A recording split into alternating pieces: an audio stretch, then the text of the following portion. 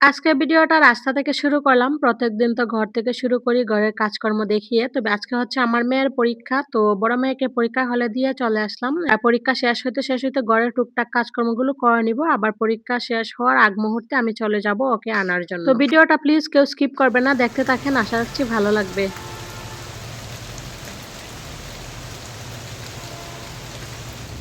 এই যে আমি রেডি। অনেক বৃষ্টি শুরু হয়েছে।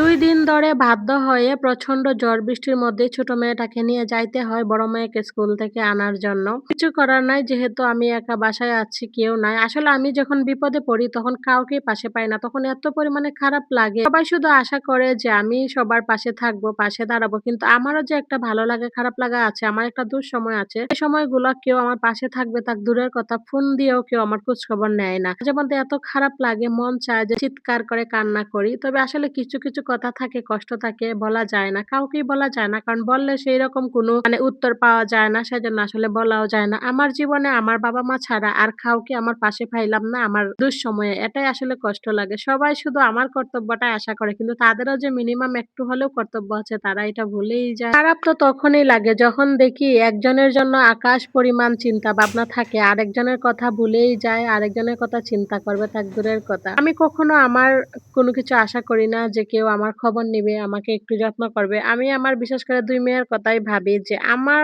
কোনো কিছুর প্রয়োজন নাই। আমার ২ টা মেয়ে, ছোট ২ টা বাচ্চা। ওদেরকে যদি একটু মিনিমাম কেউ ভালোবাসতো, আমার আর কোনো কিছু লাগলো না। যাই হোক, আসলে দুঃখের কথা বলার মতো জায়গা নাই। বলিও না, এই যে একটা প্ল্যাটফর্ম আপনারাই আছেন এখন আমার আত্মার আত্মীয় হয়ে, সেজন্য মাঝে মধ্যে আপনাদের সাথেই শেয়ার করার চেষ্টা করি। যদিও সবসময় বলি না, আপনারা খেয়াল করলেই দেখবেন যখন দেখি যে একদম পারতেছি না, বুকটা মনে হয় যে ফেটে যায় কষ্টে, তখনই একটু শেয়ার করি। আসলে তখন না করলেও পারা যায় না। আচ্ছা চলেন, অনেক বকবক করে ফেললাম নিজের দুঃখের কথা। এবার ভিডিওর কথায় আসি। তো ঝড় বৃষ্টির মাধ্যমেই মেয়েকে নিয়ে আসলাম। আইসা ড্রেস-টেস চেঞ্জ করে ওদেরকে খাওয়াই আমি একটু চা খাইলাম। চা খাইয়া এই তো দুপুরের জন্য ভাত বসিয়ে দিচ্ছি। আজকে খুব ডিমের ঝোল খাইতে ইচ্ছা করতেছে বৃষ্টি দেখে। কারণ বেশ কিছুদিন ধরে ডিম খাওয়া হয় না। তো সেজন্য ভাবলাম আজকে ডিমের ঝোল ভাত রান্না করব আর তার সাথে দেখি কি করা যায়। তবে ডিমের ঝোল খাইতে আমার খুবই মন চাইতেছে। ভাত বসাইতে এদিকে ডিমগুলো সিদ্ধ হয়ে গেছে। চলেন ডিমগুলো এবার ছুলিয়ে নিই।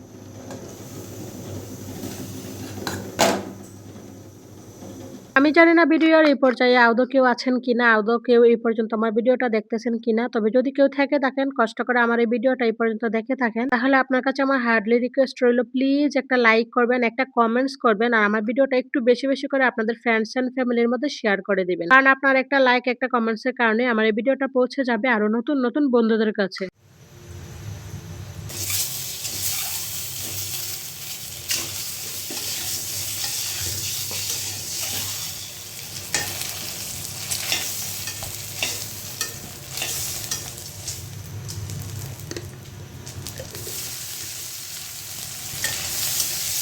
আজকের দুপুরে মেনুতে আছে হচ্ছে করলা ভাজি, শুটকি ভর্তা, তার সাথে ডিমের ঝোল।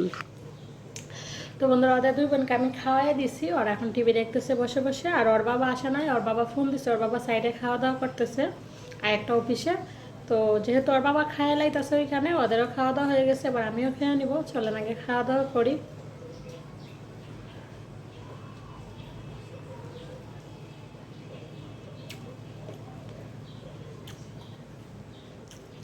খাওয়া-দাওয়া করে থাল-তুল ধুয়ে টেবিল-টেবিল ক্লিন করে রুম-টুম ঝাড়ু দিয়ে আবার চলে আসলাম। অনেকগুলো কাপড়-চোপড় তোলা হয়ে গেছে ভাঁজ করার জন্য। ২ বিছানার ২ টা বেডশিট, তারপরে হচ্ছে ২ টা খাতা, তারপরে ওদের কিছু জামা প্যান্ট, ওর বাবার প্যান্ট-শার্ট, অনেকগুলো কাপড়ই দলা হয়ে গেছিল।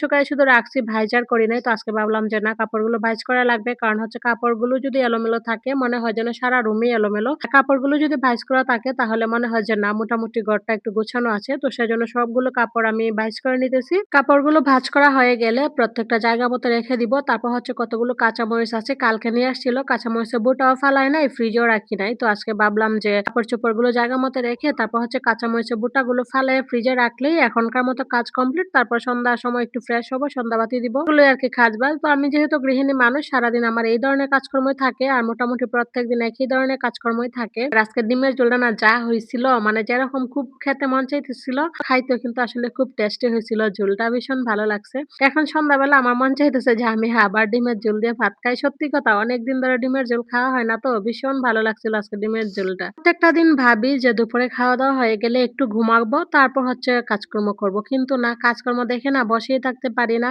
এইভাবে টুকটুক করে কাজকর্ম করতে, করতে সন্ধ্যা হয়ে যায়। এই যে দেখেন মরিচের বুটাগুলো ফালাইতেছি আর বাহিরের দিকে তাকায়া দেখলাম যে সন্ধ্যা হয়েই গেছে। মরিচের বুটাগুলো ফালাইয়া তারপর বেলকনিতে আরো কিছু কাপড়-চোপড় আছে সেগুলো আনবো, নিজে ফ্রেশ হবো, হয়ে সন্ধ্যাবাতি ধরবো। আবার মেয়েকে নিয়ে পড়তে বসবো। এই হলো আমার কাজ-বাজ। তো চলেন আজকের মতো বিদায় নিই। সবাই ভালো থাকবেন, সুস্থ থাকবেন।